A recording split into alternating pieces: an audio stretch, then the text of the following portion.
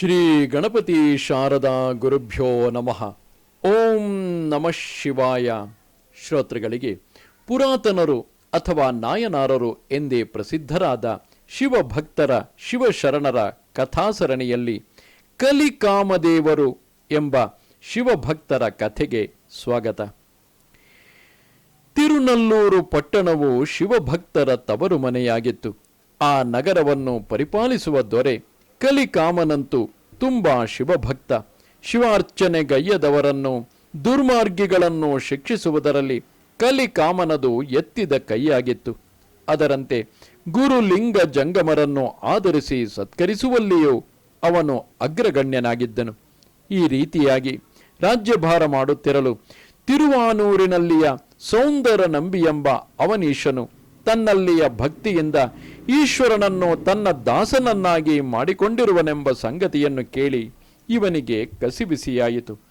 ನಂಬಿಯ ದಾಸ್ಯತ್ವವನ್ನು ಸ್ವೀಕರಿಸಿದ ಶಂಕರನಿಗೆ ಎಷ್ಟು ಸಂಕಟವಾಗುತ್ತಿರಬಹುದು, ಅವನ ಕಾರ್ಯಗಳನ್ನು ಮಾಡಲು ಆ ಮಹಾದೇವನ ಅಂಗಾಂಗಗಳಿಗೆ ಎಷ್ಟೊಂದು ನೋವಾಗುತ್ತಿರಬಹುದು ಎಂದು ಮನದೊಳಗೆ ಹಲುಬಿ ಅವನೊಂದಿಗೆ ಯುದ್ಧ ಮಾಡಿ ಬುದ್ಧಿ ಕಲಿಸಬೇಕೆಂದು ನಿರ್ಧರಿಸಿದನು. ಹೀಗಿರಲೊಂದು ದಿನ ಓರ್ವ ಯಾತ್ರಿಕನು ತಿರುನಲ್ಲೂರಿಗೆ ಬರಲು ಕಲಿಕಾಮನು ಅವನನ್ನು ಎಲ್ಲಿಂದ ಬಂದಿರುವುದಾಗಿ ಪ್ರಶ್ನಿಸಲು ಅವನು ತಿರುವಾನೂರಿನಿಂದ ಸೌಂದರ ನಂಬಿಯ ದರ್ಶನ ಪಡೆದು ಬಂದಿರುವುದಾಗಿ ಹೇಳಿದನು. ಅವನ ಮಾತುಗಳನ್ನು ಕೇಳಿದೊಡನೆ ಕಲಿಕಾಮನಿಗೆ ವಿಪರೀತ ಕೋಪ ಬಂದಿತು. ಕೂಡಲೇ ಅವನು ಹಿಂದೆ ಮುಂದೆ ವಿಚಾರ ಮಾಡದೆ ಆ ಯಾತ್ರಿಕನ ಶಿರವನ್ನು ಕತ್ತರಿಸಿಬಿಟ್ಟನು. ತಮ್ಮೊಡೆಯನ ಈ ರೀತಿಯ ವಿಚಿತ್ರ ವರ್ತನೆಯನ್ನು ಕಂಡು ಎಲ್ಲರೂ ಅಚ್ಚರಿಗೊಂಡರು. ಇದೇ ರೀತಿಯಾಗಿ ಸೌಂದರ ನಂಬಿಯ ದರ್ಶನ ಪಡೆದು ಬಂದವರನ್ನೆಲ್ಲ ಕಲಿಕಾಮನು ಸಂಹರಿಸತೊಡಗಿದನು. ಈ ಸಂಗತಿಯು ಸೌಂದರ ನಂಬಿಗೂ ತಲುಪಿತು.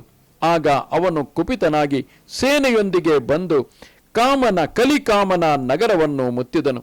ಕಲಿಕಾಮನಿಗೂ ಇದೇ ಬೇಕಾಗಿದ್ದಿತು. ಕೂಡಲೇ ಇವನು ತನ್ನ ಸೇನೆಯೊಂದಿಗೆ ಯುದ್ಧಕ್ಕೆ ಅಣಿಯಾದನು. ಈರ್ವರಲ್ಲಿಯೂ ತುಮುಲ ಯುದ್ಧವೂ ನಡೆದು ಕೊನೆಗೆ ಸೌಂದರ ನಂಬಿಯು ಸೋತು ಓಡಿ ಹೋದನು. ಇವನಲ್ಲಿಯ ಭಕ್ತಿಯನ್ನು ಪರೀಕ್ಷಿಸಲೋಸುಗ ಶಂಕರನು ಒಂದು ಸಲ ಜಂಗಮನ ವೇಷ ಧರಿಸಿ ಅವನ ಬಳಿ ಬಂದನು. ಆಗ ಕಲಿಕಾಮನು ಜಂಗಮ ರೂಪಧಾರಿಯಾದ ಶಿವನನ್ನು ಆದರೋಪಚಾರಗಳಿಂದ ಸತ್ಕರಿಸಿ ಉಡುಗೊರೆಗಳನ್ನಿತ್ತು ಅನಂತರ ಎಲ್ಲಿಂದ ಆಗಮಿಸಿರುವುದಾಗಿ ಪ್ರಶ್ನಿಸಿದನು. ಆಗ ಆ ಜಂಗಮನು ಅವನಿತ್ತ ಉಡುಗೊರೆಗಳನ್ನು ಭದ್ರವಾಗಿ ಹಿಡಿದುಕೊಂಡು ಎದ್ದು ಓಡಿ ಹೋಗುವ ಹವಣಿಕೆಯಲ್ಲಿ ನಿಂತುಕೊಂಡು ಸೌಂದರ ನಂಬಿಯಲ್ಲಿ ಇರುವುದಾಗದೆ ಬಂದು ಬಿಟ್ಟೆ ಎಂದು ನುಡಿದವನೇ ಓಡತೊಡಗಿದನು. ಕಲಿಕಾಮನಿಗೆ ಜಂಗಮನ ಮೇಲೆ ಕೋಪ ಬಂದಿತು. ಖಡ್ಗವನ್ನು ಹಿಡಿದು ಅವನನ್ನು ಬೆನ್ನಟ್ಟಿದನು. ಇನ್ನೇನು ಕೈಗೆ ಸಿಕ್ಕು ಬಿಟ್ಟ ಎನ್ನುವಷ್ಟರಲ್ಲಿ ಆ ಜಂಗಮನು ಮತ್ತೆ ದೂರ ಹೋಗುತ್ತಿದ್ದ.